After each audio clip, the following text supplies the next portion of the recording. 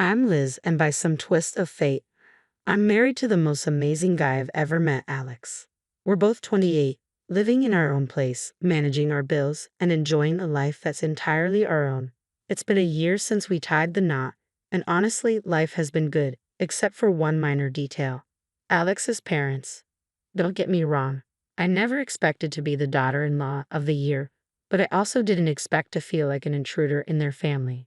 From the moment I met my in-laws, it felt like I'd walked into a lion's den with a stake tied around my neck.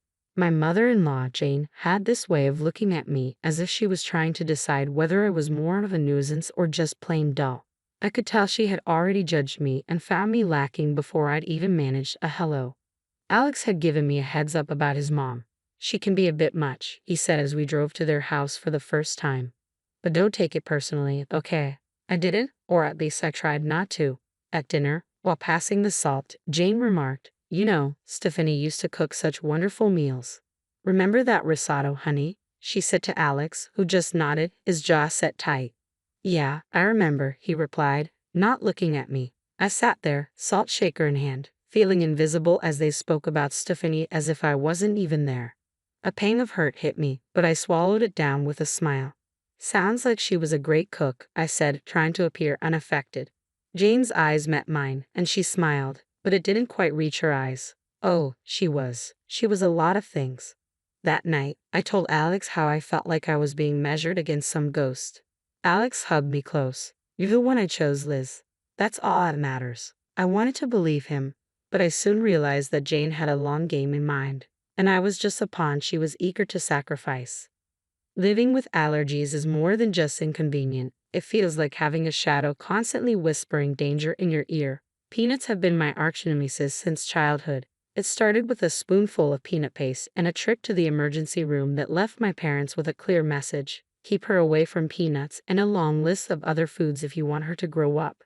It's not just peanuts, though. Soy, peas, cherries, almonds, tomatoes, apricots, bananas, and even potatoes are off limits. It's a list that raises eyebrows with waiters and makes friends hesitate to invite me over for dinner. Jane knows this list by heart, yet every time we're over for dinner, she questions it. "Are you sure you can't even have a little bit of this pie? It has almond extract," she asked with a tone that wavered between concern and disbelief. I'd smile politely, though I'd rather not, and say, "Yeah, I'm sure. Thanks though." It was the same routine every time. I remember a particular family gathering where I was carefully navigating the buffet, mentally running through my checklist of safe foods. Alex was by my side, plate in hand, trying to help me find something I could eat without risk. That's when Jane swooped in with her sickly sweet voice. "Liz, you must try this casserole." I made sure it was Liz-friendly, she announced. But the glint in her eye didn't match her supposedly nurturing words. Alex paused with his fork midair. "Mom, you use cream of mushroom soup in this, right?" he asked, knowing that many brands include soy, which is a big no-no for me. Jane's smile faltered for a moment. "Oh, I think so. It should be fine," she said, her voice trailing off. But I knew it wasn't fine. We made our excuses, and I left the casserole untouched, though the incident lingered in my mind. It felt like a small victory in an ongoing battle where Jane seemed to hold all the cards because she controlled the kitchen. Navigating this world has become a careful operation. Dining out is like a strategic maneuver. Alex and I were at our favorite Italian place, a rare gem that understands the seriousness of food allergies. I recited my usual spiel to the waiter, who nodded in understanding. Alex watched me with those soft eyes of his, the ones that said he'd do anything to make my life easier. "You okay?" he asked after the waiter left. "Yeah, I'm fine. I just hate making a fuss," I replied, folding my napkin in my lap. "You're not making a fuss. You're making sure you don't, die," he said, half joking, half serious. I laughed, a short, grateful sound. "Well, when you put it that way." After dinner, as we walked under the clear night sky, I felt light and happy. That's when my phone buzzed with a text from Jane. Her words felt like a cloud over the moon, darkening the moment.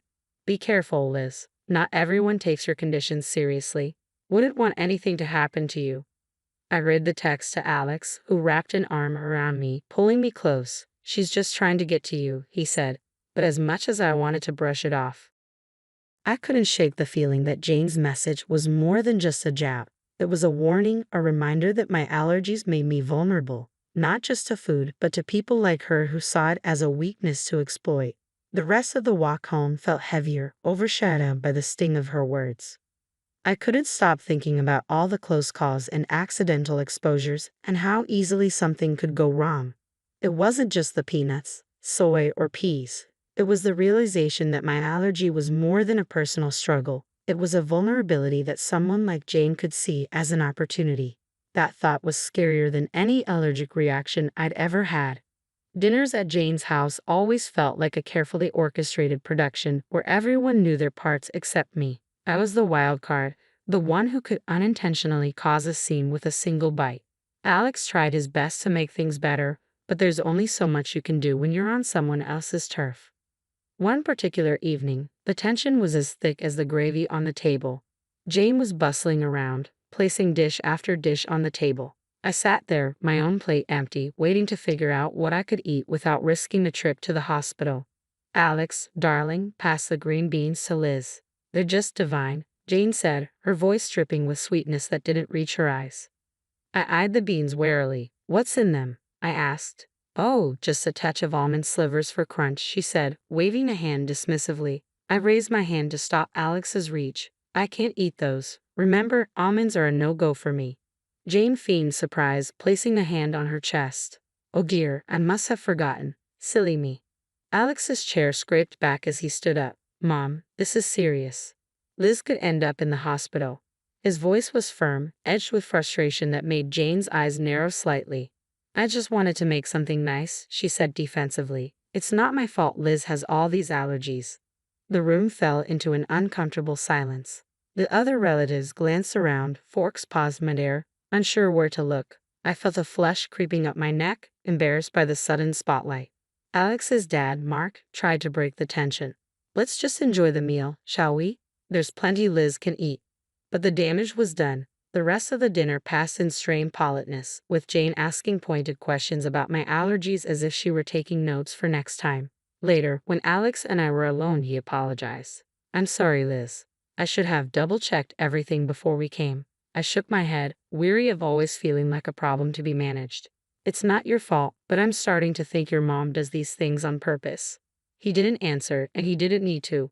We both knew the truth. Jane was serving up a side of malice with every meal, and I was the main course. I could always tell when Jane had been working on Alex. He'd get this distant look in his eyes like he was seeing me but also seeing through me, weighing her words against his own judgment. That evening was no different. It felt like a cloud had settled over him before he even said a word. "Mom thinks we should consider." "Well, she thinks we might not be thinking about the future enough," Alex muttered, not meeting my eye as he fumbled with the TV remote. "The future?" I asked, a sinking feeling in my gut. "Yeah, kids and your health issues," he continued, the word issues hanging awkwardly between us. I felt a tightness in my chest. "She talked to you about my allergies again, didn't she?"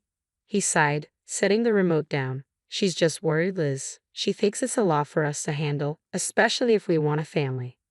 I bristled. "We've talked about this. I've managed so far, haven't I?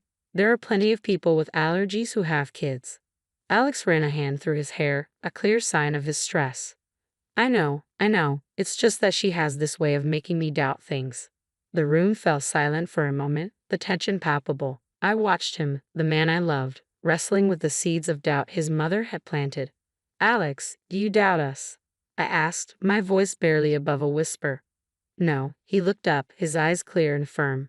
"No, I don't. I just hate that she keeps bringing it up. I hate that it makes us fight." I reached for his hand, our fingers intertwining. "We're not fighting. We're on the same side, remember?" He nodded, pulling me into a hug. "You and me against the world." "Right," I said, though as I held him, I couldn't shake the feeling that Jane's words were like weeds threatening to overtake the beautiful thing we had. I realized then that it wasn't just my allergies that needed managing. It was the doubts that could seep into even the strongest relationships. When the news of my pregnancy came, Alex's voice was a mix of pride and caution as he assessed his mother's reaction. "That's wonderful," Jane managed to say, the words sounding foreign on her tongue. "We must have a family dinner to celebrate." I was skeptical. Celebrations at Jane's were rarely just celebrations. But the hopeful look in Alex's eyes convinced me to agree. On the night of the dinner, the house buzzed with relatives.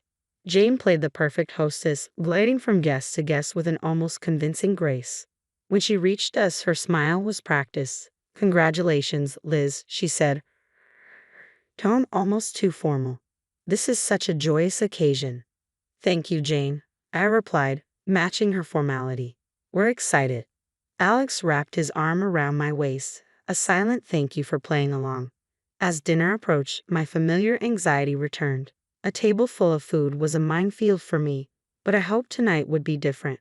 The table was a grand feast, dishes upon dishes laid out. I could feel every eye on me as I hesitated, my hand hovering over the options. "Go on, dear," Jane urged. "Eat up. You're eating for two now." I smiled weakly, choosing the safest options, vegetables and plain rice. But as I reached for a slice of bread, Jane stopped me. "Actually, maybe not that one," she said quickly. "I'm not sure if the baker used soy flour." I paused, bread in hand, and met her gaze. There was a flicker of something in her eyes, concern or perhaps a challenge. "Thank you for letting me know," I said, putting the bread down. But warning bells were already ringing in my head. How did she know about the soy flour? It seemed too close a call, too perfect a save. The rest of the meal passed in a blur of congratulations and clinking glasses, but I couldn't shake the feeling that Jane's hospitality was a veneer, hiding a trap set for the right moment. The family dinner in honor of our future baby was nothing short of a banquet. Jane had outdone herself, creating a spread that made Thanksgiving look modest. But my stomach was in knots, not from hunger, but from fear. Every dish was a potential hazard, a hidden enemy that could send me to the hospital or worse. As we all took our seats, the chatter around the table was lively, filled with the usual family gossip and stories.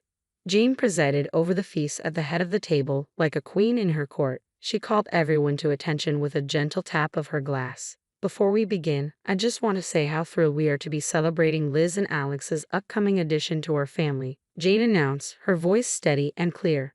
There was a round of cheers and applause, but the weight of her words lingered heavily, a reminder of the underlying tension that I couldn't ignore. I forced a smile, feeling Alex's reassuring squeeze under the table. "Thank you, everyone," I said. "We're really looking forward to this new chapter in our lives."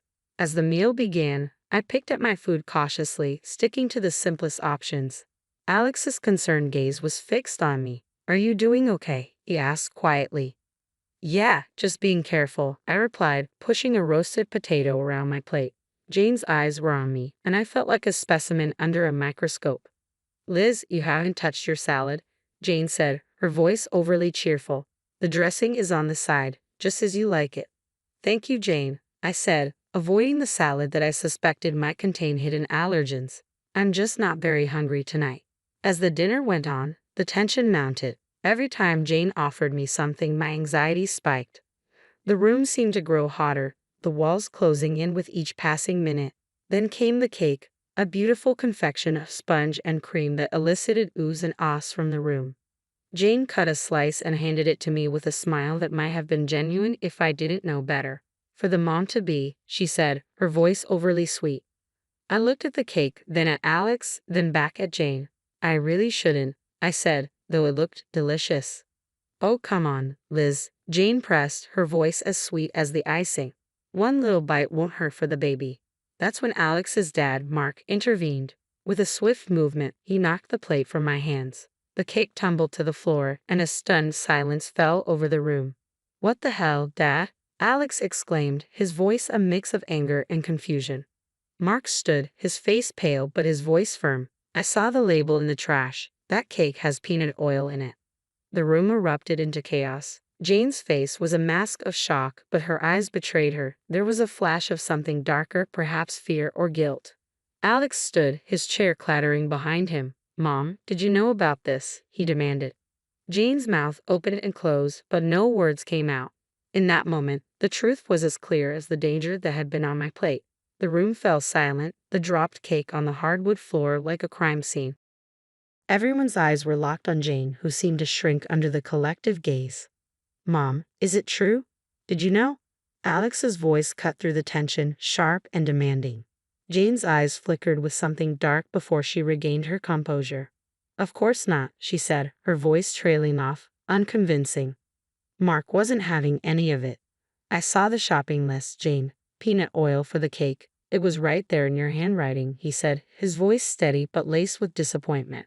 The murmurs around the table grew louder, a mix of disbelief and anger bubbling up from the family. Alex's hands were balled into fists, his voice shaking. How could you, Mom? Liz could have died. I was frozen in my seat, the gravity of the situation anchoring me down. This wasn't just carelessness or forgetfulness. It was intentional. Jane's mask finally slipped, her face twisting in anger. I never wanted it to come to this, but Jane's words cut deeply. She's not right for you, Alex, she said, her voice dripping with disdain. She's weak, and now she's bringing a child into this world who will be just like her. Alex's face was a mix of disbelief and anger. He stepped toward his mother, his voice rising. Weak? Liz is the strongest person I know. How could you be so cruel? I felt the weight of Jane's words pressing down on me, the eyes of the room watching for any sign of me breaking under the strain. But I held firm. Jane, I said, my voice surprisingly steady, you've made your feelings clear. But this isn't just about me. It's about a family, a grandchild. Jane's gaze dropped, her jaw clenched. For the first time, I saw a flicker of fear in her eyes. Maybe she realized that her actions had not only endangered me but had also jeopardized her relationship with her son, her reputation, everything. The rest of the evening blurred into a chaotic mix of arguments, tears, and hushed conversations as the family struggled to process what had happened. Alex and I left early, the weight of the night heavy on our shoulders. The drive home was silent, filled with the kind of weighty quiet that lingers between unsaid words. When we finally walked through our front door, the echoes of the night still resonated. Alex was the first to break the silence. I can't believe my own mother would do something like that, he said, his voice hollow. I sank onto the couch, the cushion offering little comfort. I know it's a lot to take in, Alex said as he sat beside me, taking my hands in his. I'm so sorry, Liz. This is unforgivable. I looked at him, the pain in his eyes making my heart ache. It's not your fault, Alex. We couldn't have known she'd go this far, I reassured him. But the truth was clear. Jane had crossed the line, and there was no going back. Our family was fractured, some shocked and appalled by Jane's actions, while others struggled to comprehend the situation. In the days that followed, Alex's phone buzzed incessantly with calls and messages. Relatives wanted to express their shock, support, and apologies. Amidst it all, there was a deafening silence from Jane. No apologies, no explanations, just emptiness. A week later, Alex delivered the news. Dad left her, he said quietly. He can't get past what she did. It's been a long time coming. I wasn't sure how to process it. Relief, sadness, pity for Jane. And Jane? I asked tentatively. She's not handling it well, Alex replied, a hint of regret in his tone. She's alone now. We sat in our living room, surrounded by the walls we painted together and the furniture we'd chosen during countless trips to the store. It was our home, filled with our memories and love. Outside, a storm seemed to brew, threatening to uproot everything. Yet in that moment, I realized that despite the turmoil, we had each other. We were a team about to welcome a new life into the world, and that was what mattered most. I love you, Liz, Alex said, pulling me close. I love you too, I whispered back. The fallout from that night would linger, leaving scars that would take time to heal. But as I looked at Alex and the life we had built, and as we prepared for the future, I knew we could weather any storm together. Jane was a chapter in our lives that had ended, a story that would not define us. From now on, it was just us, our baby, and the road ahead. Whatever came, we would face it together.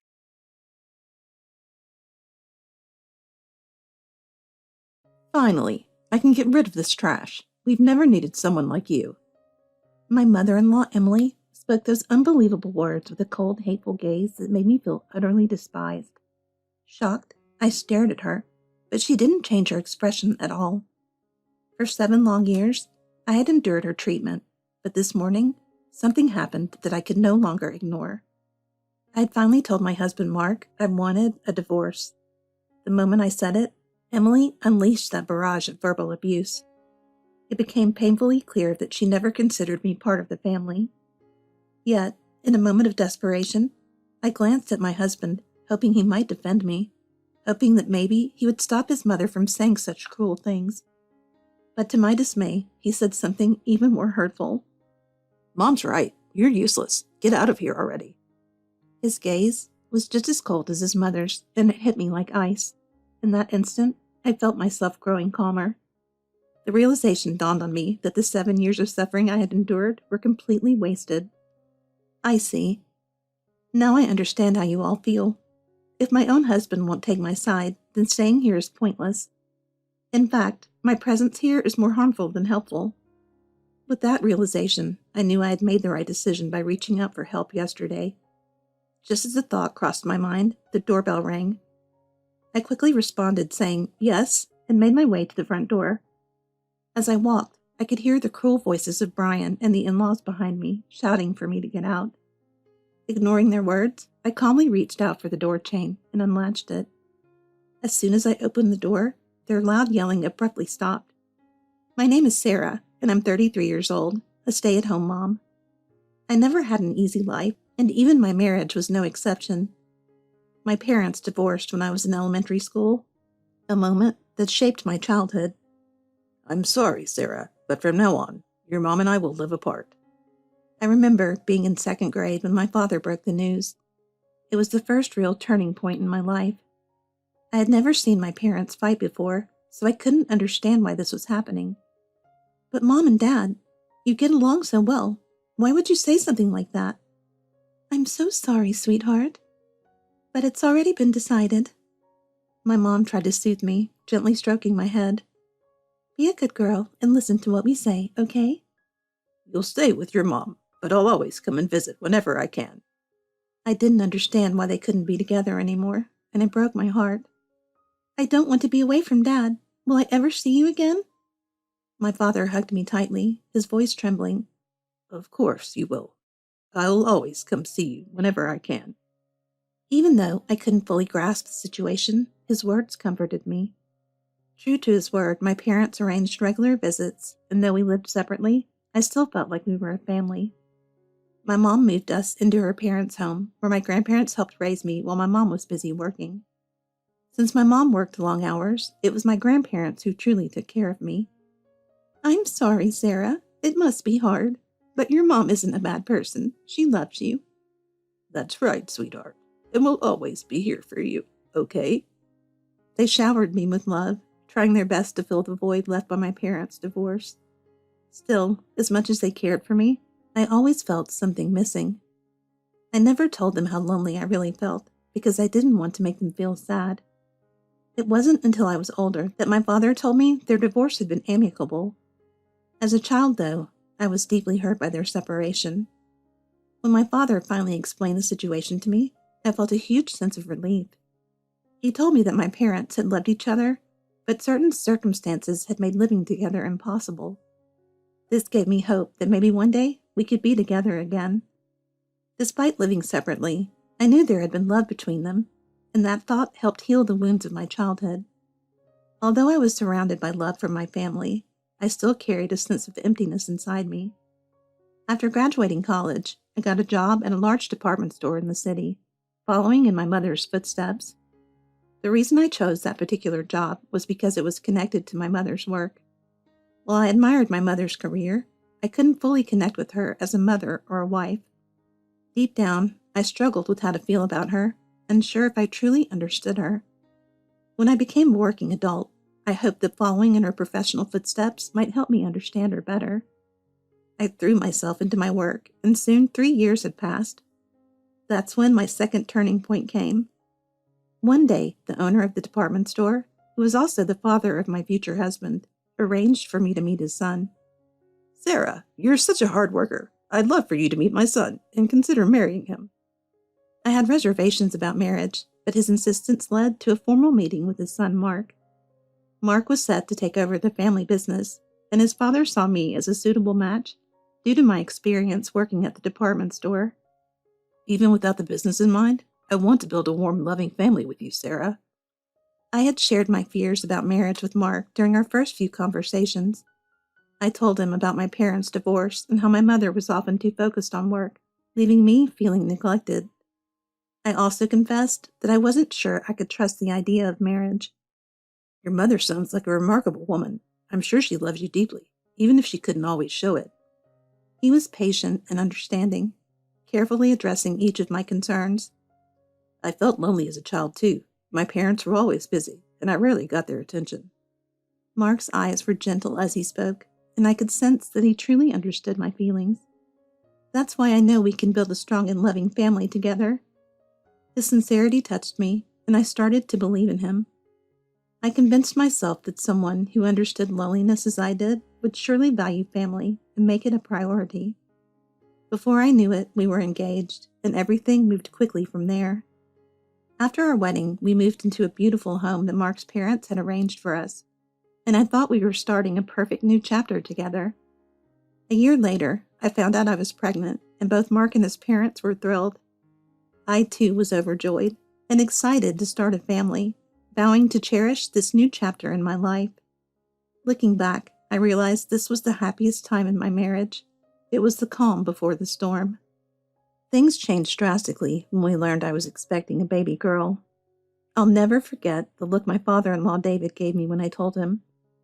It was as if he looked down on me for not giving birth to a male heir. "A girl? Why couldn't you have a boy to carry on the family name?" His words were harsh, and his demeanor frightened me. Until that moment, my in-laws had treated me kindly, but now it felt like their warmth was replaced by contempt. "Oh, Mark, you really picked a disappointing wife, didn't you?"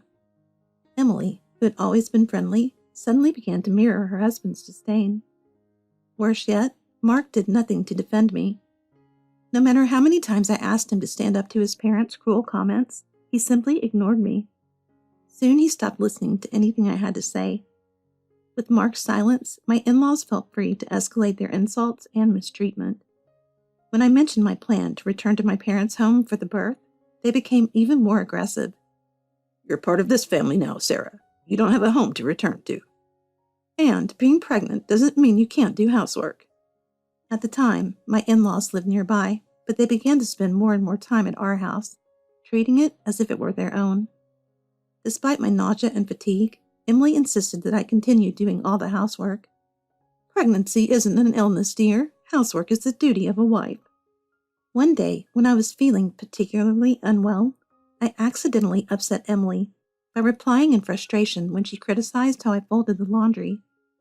"You're folding it all wrong. It's going to wrinkle by the time we wear it." I was so exhausted that I responded without thinking. "I'll fix it later." Emily's face turned red with anger. "How dare you talk back to me, you insolent girl!" From that point on, her treatment of me became even worse. Despite everything, I held on and eventually gave birth to my daughter. Even then, I wasn't allowed to contact my own mother, as my in-laws insisted they would take care of everything. Later, I found out that they had told my mother not to worry because they would handle everything on my behalf. I spent those early days of motherhood feeling incredibly lonely, longing for the support of my own family. After some time, I returned to my home, but I was met with another shock. While I had been in the hospital, my in-laws had moved into our house without my consent. Worse yet, they had taken over the room I had prepared for my baby and relegated my newborn and me to a small, cluttered storage room. Despite my fragile condition after giving birth, they continued to treat me like a servant, forcing me to cook and clean for them while they did nothing. They even had the nerve to tell others they had moved in to help me during my recovery. "Our poor daughter-in-law is still bedridden, so we moved in to help her." Of course they did no such thing. My husband, who had taken paternity leave, spent his time out with his parents, while I was left alone to care for our baby. He had shown no interest in our child and continued to act as if neither of us mattered. On weekends, he often stayed out all night, and I began to suspect that there was more to his behavior than just a lack of interest in our family.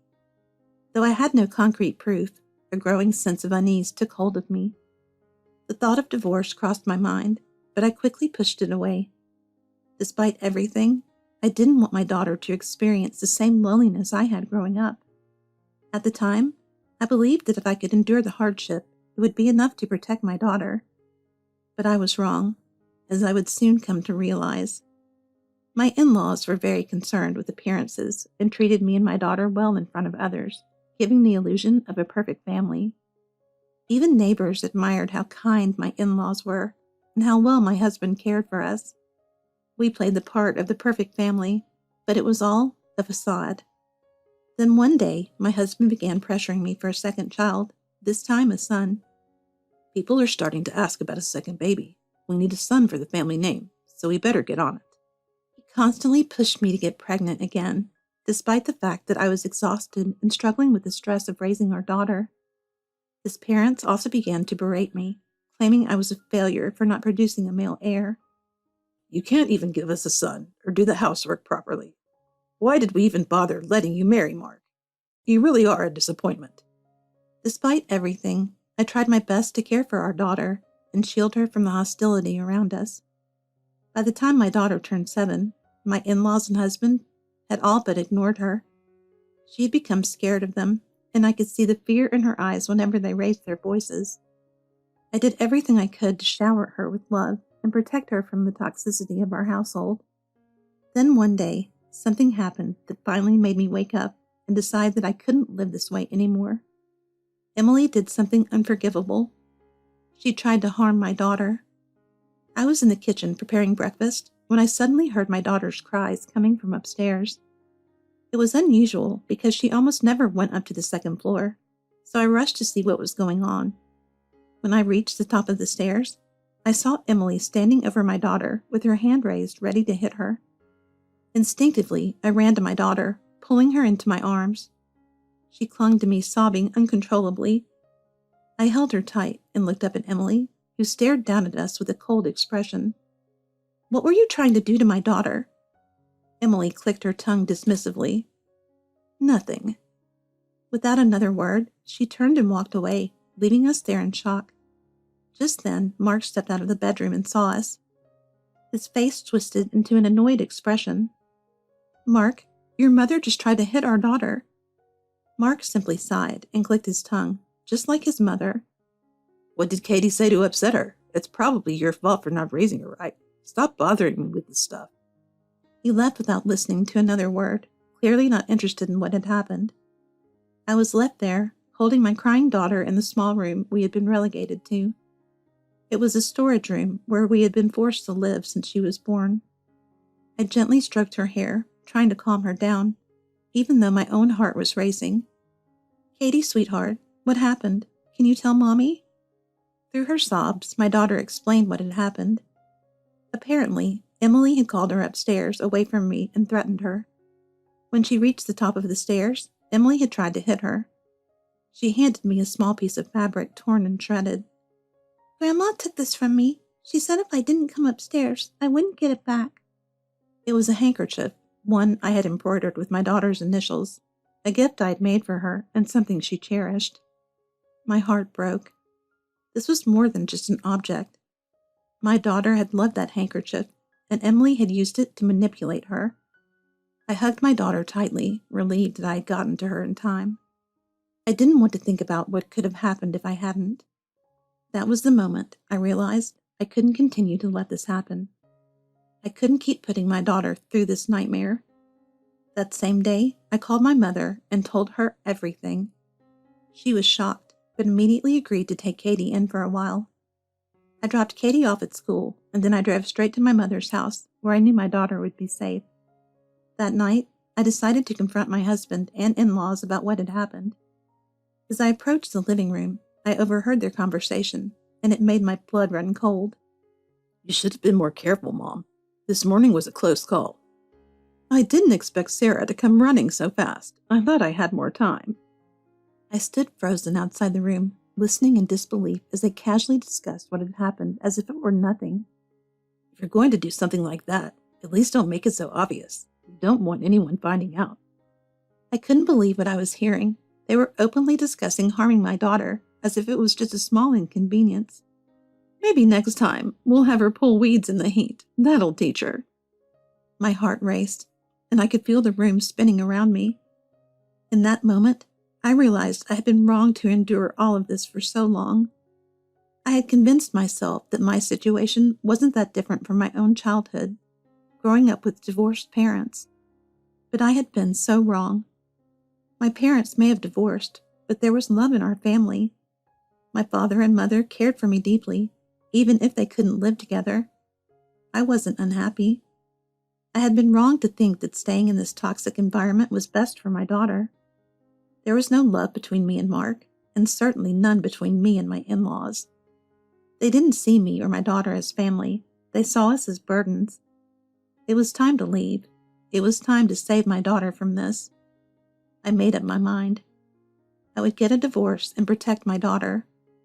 I immediately called my father, and he was furious when I told him everything. He promised to help me, and I began packing my belongings. As I packed, I remembered a conversation I had with my daughter that morning. "Katie, would you be okay if Mommy and Daddy lived in different places?" "Yes, Mommy. I want that. I want to live with you." Her response was so sincere, and it hit me like a lightning bolt. How could I have been so blind? My daughter had been suffering just as much as I had, if not more. She had been hiding her pain just like I had been. It wasn't just me who'd been enduring this nightmare. It was both of us. That realization made my decision even clearer. I wasn't going to let this continue, not for one more day. I apologized to Katie for not realizing sooner. "I'm sorry, sweetheart. Mommy should have done this a long time ago. But I promise we're going to be okay." That evening, the doorbell rang just as my in-laws and husband were shouting at me to leave. I ignored their insults and walked calmly to the front door. When I opened the door, my father was standing there. "Sarah, I'm here to take you home. Let's go." As soon as my husband saw my father, his expression changed from smug to panicked. "What are you doing here?" My father was calm, but I could see the anger simmering beneath the surface as he stared at my husband and in-laws. "It's been a long time, Mark. I'm here for my daughter." "Mr. Johnson, wait. There must be some mistake." "There's no mistake. I've heard everything." My father's voice was calm but firm. Mark and my in-laws stood frozen, unsure of what to do. My father was well known in the business world, and he had done business with Mark's family store for years. What they didn't realize until now was that my father was the largest supplier for their store. They had always looked down on me because I came from a divorced family, but they had never bothered to find out who my father really was. Now they were about to understand. "It's unfortunate, but given the circumstances, I'll have to reconsider doing business with you moving forward." Mark and his parents' faces went pale. They knew what that meant. "Wait, please, Mr. Johnson. This is a misunderstanding. Sarah is just upset." My father raised his hand, silencing him. "There's no misunderstanding. I've seen how you treated my daughter, and I will not allow it to continue." He turned to me, his expression softening. "Sarah, let's go." He took my bags, and without another word, we walked out the door. As we walked to my father's car, I could hear Mark and his parents scrambling behind us, pleading for forgiveness, but we didn't look back. We got in the car and drove away, leaving that life behind. When we arrived at my parents' house, my mother was waiting with open arms. She hugged me tightly, tears in her eyes. "I'm so sorry, Sarah. I should have been there for you sooner." "No, Mom. I'm sorry. I should have come to you for help a long time ago." I couldn't stop the tears from flowing as I apologized. My mother and father were there for me, and for the first time in years, I felt safe. "Don't worry, Sarah. We'll handle everything. You and Katie are going to be okay now." Over the next few weeks, my father helped me finalize the divorce. He also made sure Mark would pay child support and alimony. In the meantime, Katie and I stayed with my parents, and for the first time in a long time, we found peace. Katie started a new school, and she quickly adjusted, making new friends. She was smiling and laughing again, something I hadn't seen in far too long. But, just as we were settling into our new life, Mark tried to cause trouble again. One day, I got a call from Katie's school. A man had showed up claiming to be her father, demanding to take her home. We didn't let him see her, but we thought you should know. Katie was really upset when we told her. I knew it was Mark. He had already lost the house and was clearly struggling after my father cut off all ties with his family store. I rushed to the school, and when I got there, I barely recognized the man waiting in the office. It was Mark, but he looked completely different. Unkempt, with disheveled hair and worn-out clothes. He looked like he hadn't slept in days. "Sarah, we need to talk." What are you doing here? You have no right to be near Katie. Mark's face twisted into a desperate look, and he stepped closer to me. My parents' store went under after your father cut us off. We lost everything. I stayed silent, waiting for him to continue. We need to get back together, Sarah. For Katie's sake. I'll fix everything, I promise. I could see right through him. He didn't care about me or Katie. He only cared about getting his comfortable life back. But there was no going back, not after everything that had happened. We're not getting back together, Mark. It's over. His face contorted with anger. You're making a mistake. You need me. You've always needed me. I don't need you, Mark. I never did. And Katie and I are doing just fine without you. Mark's face fell as he realized I wasn't going to budge. He let out a frustrated growl and stormed out of the school. That was the last time I saw him. A few months later, I heard that his family store had gone bankrupt and that his parents had passed away. Mark had lost everything, including the family business and his parents. I didn't feel any satisfaction or joy in hearing about his downfall. If anything, I felt sorry for him. But my focus was on Katie and rebuilding our life together. My parents supported me every step of the way, and over time, I started working for my mother's jewelry design business. It turned out I had a talent for design, and with my mother's guidance, I started to build a new career. Katie was thriving too. She adjusted well to her new school and was full of life again. One day, while we were talking about our future, Katie mentioned something that made both my parents and me smile. I think I want to work with Grandpa one day and travel the world. My father laughed and asked if she was serious. Well, if you want to join me, you'd better learn to speak fluent Japanese first. I'm already learning, Grandpa. We all laughed, and for the first time in years, I felt a deep sense of peace. Our lives had been full of hardship, but now we were finally free, and that was enough for me.